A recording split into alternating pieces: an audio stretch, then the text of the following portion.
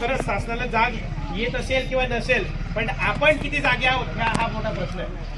आपण हे चार गावाचं हे आंदोलन आहे, नीट ऐका, 4 गावाचं आंदोलन आहे. फक्त आपण जे 400 लोक सुद्धा आपण जगू शकत नसेल याचा अर्थ आम्ही जागरूक नाहीत.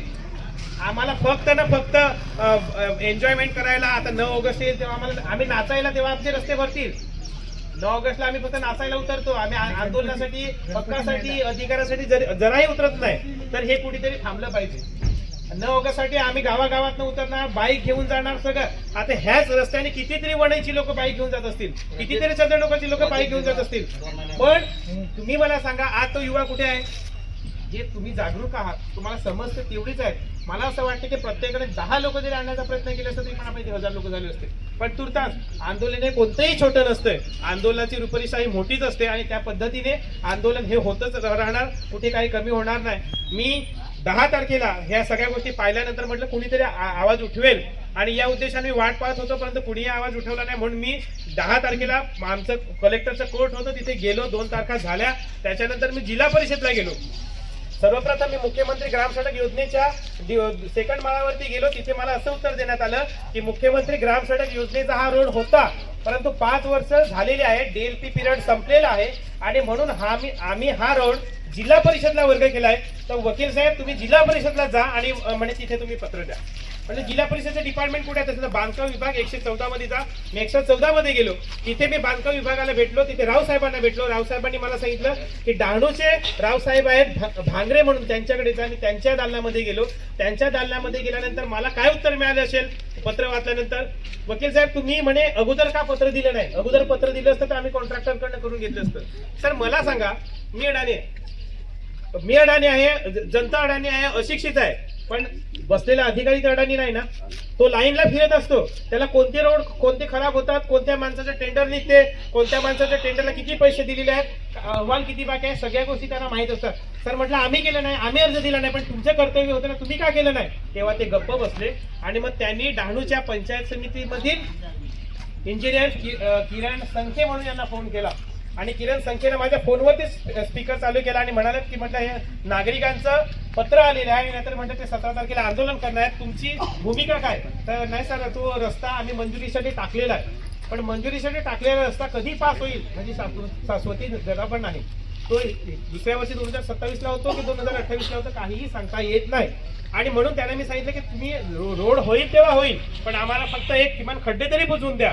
एक 10 हायवे तुम्ही टाका, एक जेसीबी उतरवा आणि 1-2 माणसं लावा आणि तेवढे करून द्या. त्यांनी ते फोनवरती मान्य केलं.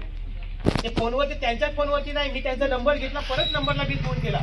त्यांनी रावसाहेबांना काय सांगितलं की 1.8 किलोमीटरचा जो रोड आहे वणी हद्दीतला, चंद्रनगर हद्दीतला, तो जिल्हा परिषदला वर्ग झालेला आहे आणि उर्वरित जो रोड शिगावच्या हद्दीतला आहे तो पीडब्ल्यूडी विभाग म्हणजे सार्वजनिक बांधकाम विभागाला वर्ग झालेला आहे. असल्या कारणाने तुम्ही म्हणे एक काम करा, आम्हाला जसं पत्र दिलं तसंच पत्र म्हणे सार्वजनिक विभाग आपल्या पीडब्ल्यूडी विभागाला द्या. आणि मी त्या ढवळे हॉस्पिटलच्या समोर जे हे आहे बांधकाम विभाग, बांधकाम भवन, तिथे गेलो. त्यांनाही पत्र दिलं, त्यांनाही सगळ्या गोष्टी समजून सांगितल्या आणि त्यांनी सुद्धा मान्य केले की आम्ही आमच्या वरिष्ठांना सांगू आणि 1 हप्त्यामध्ये खड्डे बुजवून देऊ.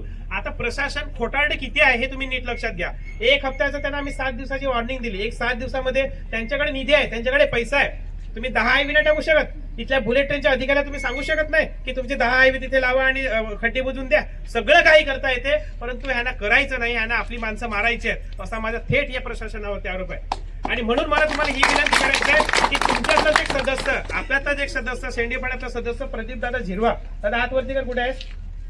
तो बघा तिथे, त्याचे हात मी काल एक्सरे रात्री त्याचा पाहिला, हे 4ही अंगठ्या मोडलेल्या आहेत. 4ही अंगठ्याला मध्ये क्रॅक झालेला आहे. विचार करा, एवढ्या भागात कुठेतरी पडलेला. आज त्याचा हात मोडला, एखाद्याचा पाय मोडला, पण यदा कदाचित एखाद्या छोटं बाळ, एखादी महिला, एखादी पत्नी, एखादी कॉलेजवरील मुलं मुली जर रस्त्यावरती पडले आणि जर मेंदूला मार लागला, डोक्याला मार लागला, तो आपल्याला निघून जाईल एवढं मात्र नक्की आहे. आणि म्हणून त्याने 1 हप्त्याची वॉर्निंग देऊन सुद्धा त्यांनी काम केलं नाही आणि म्हणून हे आपण आंदोलन केलेलं आहे. ही बातमी सगळ्या मी पत्रकार महोदयांना दिली. तुम्हाला म्हटलं जशी लावायची त्या पद्धतीने लावा. मी त्याने एकही शब्द लिहून दिला नाही. त्यांना फक्त मी पत्र पाठवलं, तुम्हाला जे करायचं ते करा, ग्रामस्थांच्या नावाने करा. भले मी पक्षामधून काम करत असेल, भले मी संघटना म्हणून काम करत असेल, पण माझं इथे पक्ष पण मला आणायचं नाही, माझी संघटना पण इथे मला आणायची नाही. का? हा ग्रामस्थांचं आंदोलन आहे. आणि म्हणून एक चांगल्या नीतिमत्तेने, चांगल्या विचाराने हे आंदोलन सगळ्यांच्या सहमतीने, सरपंच महोदय, तुम्ही सर्व ग्रामस्थ, सर्व माझी सर्व सदस्य, सर्व कार्यकर्ता, सर्व पक्षातले किंवा असतील, संघटनातले असतील, सगळ्या लोकांचं हे आंदोलन हे आपण नीट समजून घेतलं पाहिजे. आता काय परवाच्या दिवशी त्या सरपंच मॅडम आहेत, परवाच्या दिवशी जेव्हा वणी ग्रामपंचायतचं पत्र जेव्हा पीडब्ल्यूडी विभाग आणि पंचायत समितीला गेलं, तेव्हा त्यांनी लगेच त्याच दिवशी, मग किती एवढं प्रशासन हुशार आहे का सांगा बरोबर, आता अर्ज दिला आणि संध्याकाळी लगेच त्यांनी पत्र काढलं, असं आहे का? असं कुठेतरी आतापर्यंत कार्यवाही झालेली आहे का? पण नाही, तशी कार्यवाही होत नाही. परंतु पीडब्ल्यूडीने हात वरती केले की आमच्याकडे निधी नाही, ग्रामपंचायतने त्यांच्या स्तरावरून ती डागडुजी करावी. आता ते पत्र ह्यानं, जसं ह्यानी पत्र दिलं आपल्या ग्रामपंचायतने, तसं ते पत्र ह्यानं धाडलं, परत रिटर्न पाठवलं. पण ते पत्र नाही पाठवलं, त्यांनी त्यांच्या लेटर पॅडवरती पाठवलं उपकार्यकारी अभियंत्याने. मला हे उपकार्यकारी अभियंता इंजिनियर साहेबांना हे सांगायचं आहे की जर आमच्याकडे पैसा असता, ग्रामपंचायतला जर पैसा असता, तर आमच्या पाड्यातले रोड टकाटक झाले असते. आजही वणईच्या काठीपाड्यामध्ये तुम्ही जा, मोर लोक जिथे राहतात, मोर लोक इथे आहेत, हात वरती करायला पुराणो, मोर ओके, तुम्ही आहेत ना? इथे ह्यांच्या घरी जाण्यासाठी 10-12 घरात एवढ्या चिखल, गुडगाभर चिखलामध्ये जावं लागते. ही आपल्या वणी ग्रामपंचायतची परिस्थिती आहे, चंद्रनगर गावाची परिस्थिती आहे. आणि असं असताना जर आमच्याकडे पैसा असता तर आम्ही हे तुम्हाला सांगितलंच नसतं ना. परंतु आपल्याकडे पैसा नसताना ह्या सगळ्या गोष्टी ते करत आहेत आणि उलट आपल्यावरती